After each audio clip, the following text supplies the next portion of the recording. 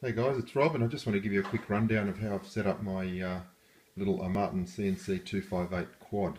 Originally I was going to set it up on this Futaba 14SG with the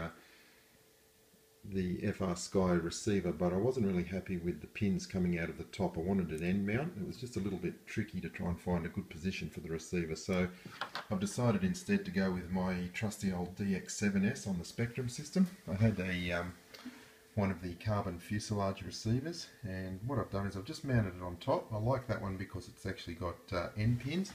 It's well clear of the propellers, there's no issues there, so I've just used a bit of double-sided tape and then also one of these tie straps over the top to secure.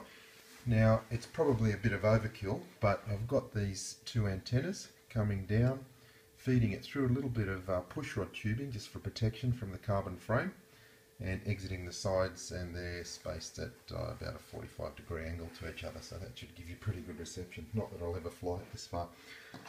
I've already flown the quad and it flies really nicely, so I'm just looking forward to getting it outdoors tomorrow. I was just flying it downstairs in the car park.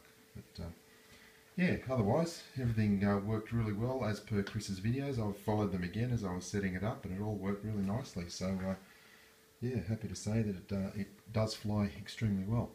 What I've done with mine, probably a bit of a layover from my Blade 350QX. I've set it up with a very similar arrangement of switches, and I'll try and just get this whole thing in the video at the same time. At the moment, I've got my flight mode switch in position 0, and I've got my mix switch here, pushed towards the back, that one there. Okay, and what that's giving me is angle mode. Now angle mode is probably the closest thing you'll get to smart mode with the GPS turned off on the 350QX. So it limits its pitch and roll to a maximum of 45 degrees, and it auto self levels. So you'll see with those switches in that position, we've got the equivalent of smart mode with GPS off in the 350QX. Now what I also have is, if I select this switch forward, you'll see it's gone to horizon mode. Now horizon mode is aerobatic mode with self-level, so I guess it's a bit like stagility, the way people have set up their radios for stagility on the 350QX. But yeah, I've got that working fairly well now. So basically flick that switch forward and back and you can see in base flight configurator which mode is on. So that's angle mode, and now we flick it forward and we've got horizon mode. Okay, now to get aerobatic mode I actually had to set up a mix in the radio, and what I now do with this switch forward, I kind of like the idea in my 350QX to have two switches required to be configured to get the agility mode, so I've done the same thing with this quad to get Acro mode. So this switch must be forward, and now this switch on the rear here, the mix switch, must also be forward. Watch what happens when I do that.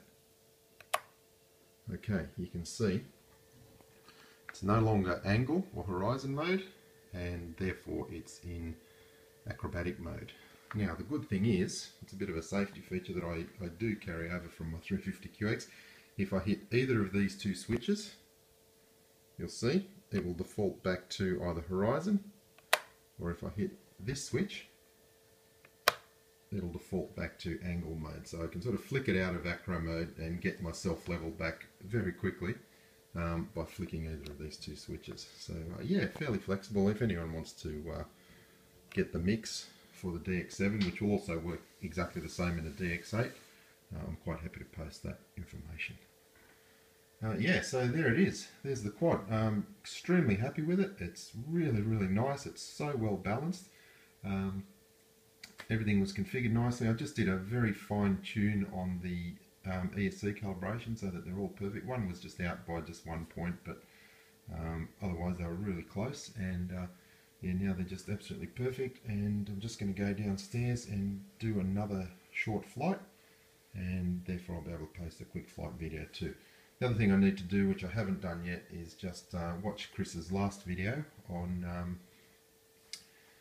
just the what was it, the calibration of the accelerometers using the transmitter. So It was flying pretty well. It was just drifting backwards just a slight amount and to the right. So once I just watch that video again, I'll go downstairs and just run through an accelerometer calibration and hopefully get it flying rock steady.